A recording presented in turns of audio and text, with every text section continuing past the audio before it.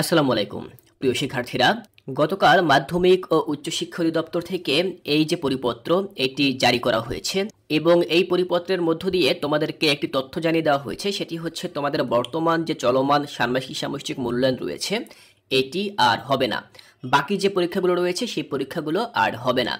তোমাদের বার্ষিক পরীক্ষা হবে ডিসেম্বরে। দেখো সেই সংক্রান্ত যে নির্দেশনা সেটি আমি তোমাদেরকে এখান থেকে দেখিয়ে দিচ্ছি।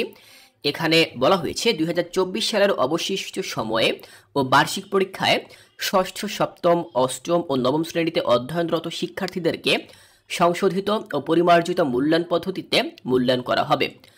উল্লেখ্য, শ্রেণী কার্যক্রমসমূহ নির্ধারিত সময়ের মধ্যে সম্পন্ন করার লক্ষ্যে ষষ্ঠ থেকে নবম শ্রেণীর প্রতিটি ৬টি করে বিষয়ভিত্তিক যে মূল্যায়ন কার্যক্রম অসম্পন্ন রয়েছে সেগুলো আর অনুষ্ঠিত হবে না।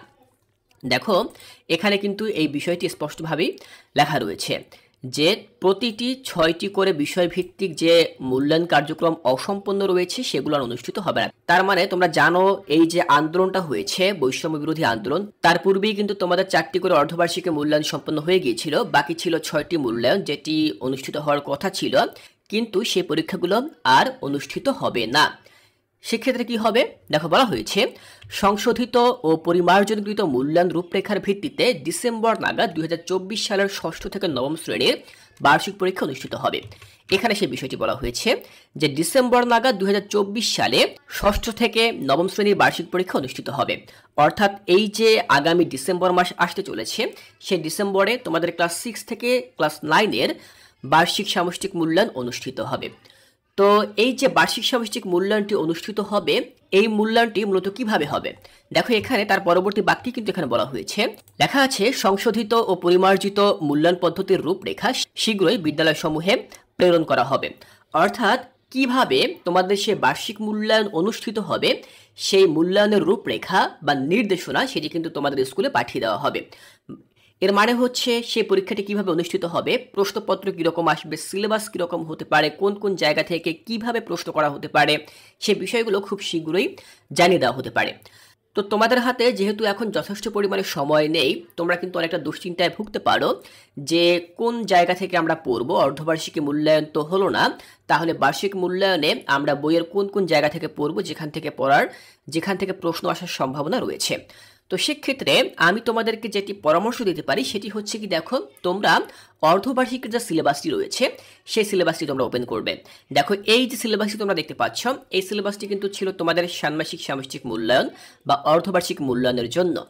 তো এখানে তোমাদের সিলেবাসে যেই অংশটুকু ছিল তোমরা কি করবে, তার পরবর্তী অংশটুকু তোমরা পড়বে।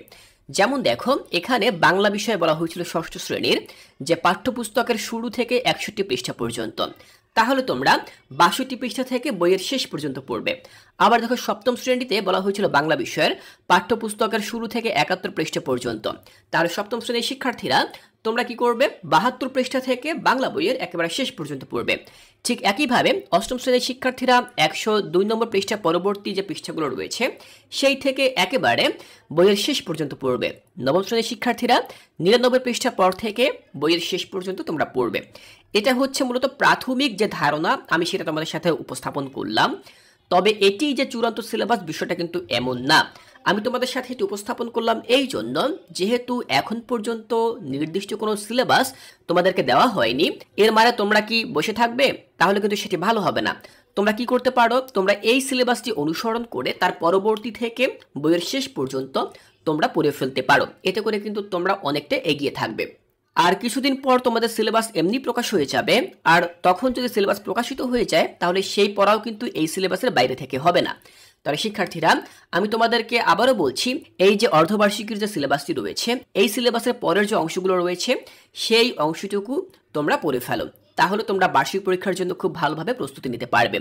আরেকটা বিষয় সেটা হচ্ছে কোর্সটিকা এই চ্যানেলে আমরা কিন্তু বার্ষিক পরীক্ষার যে সাজেশনগুলো রয়েছে সেই সাজেশনগুলো এবং পরীক্ষার যে প্রস্তুতি রয়েছে সেই প্রস্তুতির উপরেও কিন্তু বেশ কিছু ক্লাস করাবো।